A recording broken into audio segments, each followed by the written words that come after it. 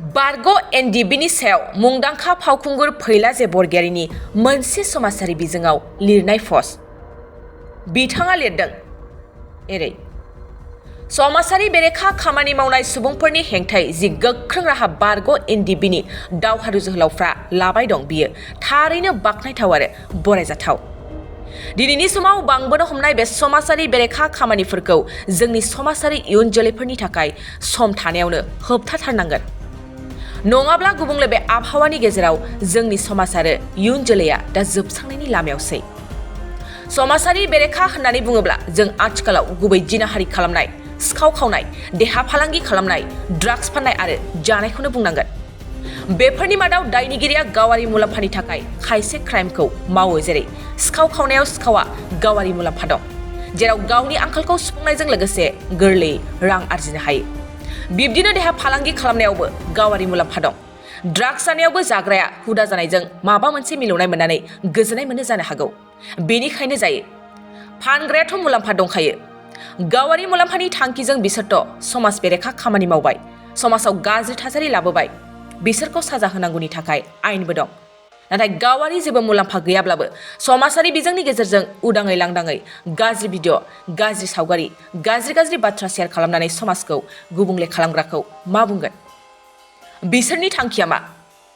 बेबो मोनसे समाज बेरेखा खामानि नङाना? बिदिजों जोंनि समाजाव बांसिन गाज्रि गोहोम गोलैयाखैना? आथिखालाव उन्दै गथ'फ्राबो समाजारि बिजोंखौ बाहायग्रा जाबाय। नाथाय जोंनि समाजारि बिजोङा ओरैबायदि थासारियाव सफैबाय जेराव बिदा बिनानावजों, बिमा बिफाजों जेरैहाय समाजारि बिजोंखौ जों नायनो हालिया।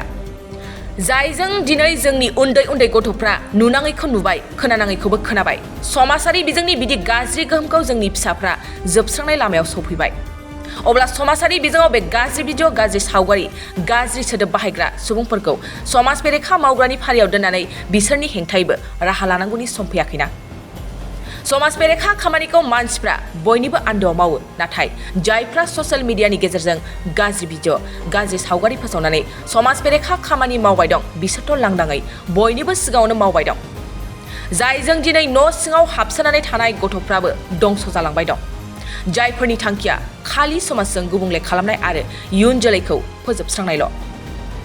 बेनिखायनो एनडीबी जोहोलावफोरनिसिम आंनि मोनसेल' खावलायनाय, ससियेल मिडियानि गेजेरजों जायफ्रा समाज बेरेखा खामानिखौ मावबाय दं बिसोरनि हेंथायैबो गोख्रों राहा लानाय जाथों।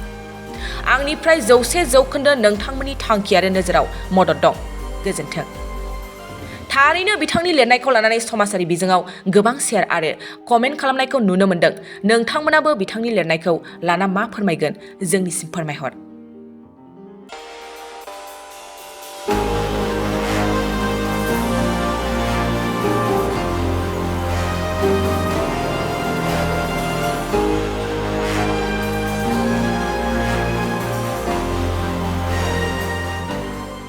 गोजोनथाव खौरां! बाजाज बाइक सालायनो मोजां मोनग्राफोरनि थाखाय गोजोनथाव खौरां। दावहारु अट' एजेन्सिया बाजाज बाइक सालायनो मोजां मोनग्रा रायजो राजाफोरनो होगासिनो दं इन्डिपेन्डेन्ट डेनि थाखाय ल' डाउन पेमेन्ट आरो इजि एक्सचेन्ज अफार। 1 आगस्तनिफ्राय 15 आगस्तसिम होगासिनो दं क'क्राझार दावहारु अट' एजेन्सिया आरो क'क्राझार जिल्लानि सिङाव थानाय कारायगाव, दतमा आरो बडगावआवबो 3 आगस्टआव फेस्टिभ आउटलेट गोदानै बेखेवनो थांगासिनो दावहारु अट' एजेन्सि। बे गोदानै बेखेवनाय ब्रान्च श'रुमआवबो ल' डाउन पेमेन्ट आरो इजि एक्सचेन्ज अफार लानो हागोन। बाइक सालायनायाव हमनो थाखाय हेलमेट बेसेन लायालासे बाइगिरिया मोननो हागोन आरो सीट कभार्स। बेनि अनगायैबो जाय फाइनेन्स लागोन बिथाङा खम डाउन पेमेन्ट होनानै लानो हागोन। बायग्रा ग्राहक सुबुंफ्रा दावहारु अट' एजेन्सियाव बाजाज बाइकखौ बायनो सानोब्ला नैबे मबाइल नम्बर 8822018193 आरो 600003991187 आव थोंजों फोनांजाब खालामनो हागोन।